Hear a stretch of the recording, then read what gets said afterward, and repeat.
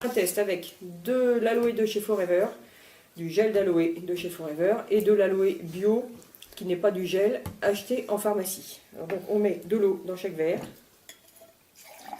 qui sort du même broc, enfin du même récipient, comme ça il n'y a pas de triche. Voilà, hop, un peu de bétadine dans chaque. Voilà. On va mettre un petit peu que ça se voit bien. Voilà. Hop. Oh, il y a pas. Ça va être encore un peu. Hop là. On va pas lésiner, hein. Il faut que ça se voit. Voilà. Hop, on va encore un peu. Hop, hop, hop. C'est pas pour boire, hein. Voilà. Donc, on va ouvrir. Évidemment, les emballages sont neufs pour qu'on ne puisse pas être accusé de tricherie. Voilà, hop. L'autre, je vais l'ouvrir aussi. J'espère qu'il va s'ouvrir facilement. Il s'ouvre moins facilement celui-là. Hein. Il est méchant avec moi. Du plastique. Ah, c'est pas fantastique le plastique. Donc voilà. Voilà. Comme ça, il va s'ouvrir. Et voilà. Comme ça, on peut pas dire qu'il n'a pas été ouvert devant la caméra. Bien. Alors, je vais prendre... tiens, donne, j'ai besoin de bouchon. Donc, je vais prendre un petit peu de celui-ci que je vais mettre dans le bouchon.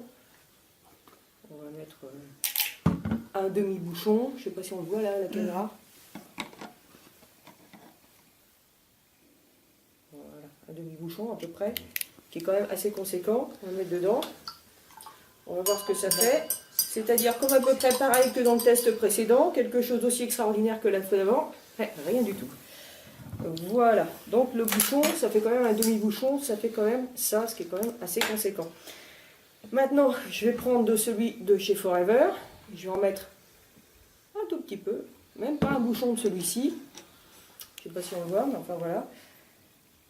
Voilà, là, comme ça on le voit, il n'y a pas tout à fait un bouchon, il y a quelques gouttes. Voilà, hop. Et là, il se passe ce que tout le monde connaît. Donc alors, on va en rajouter un petit peu là pour voir quand même si ça veut bien faire effet. Au bout d'un moment, on va bien arriver à avoir un résultat. Voilà, on continue. Allez, hop. Allez, tiens. Ah, au bout de, on va dire, voilà, presque un quart de litre, on va dire. Ça fait effet, hein. Enfin ça fait effet. Quand on regarde les deux, on rigole quoi quand même. Hein. Alors on va mettre une petite goutte de celui-ci, mais vraiment alors là j'ai mis 2 gouttes. Voilà. Et voilà.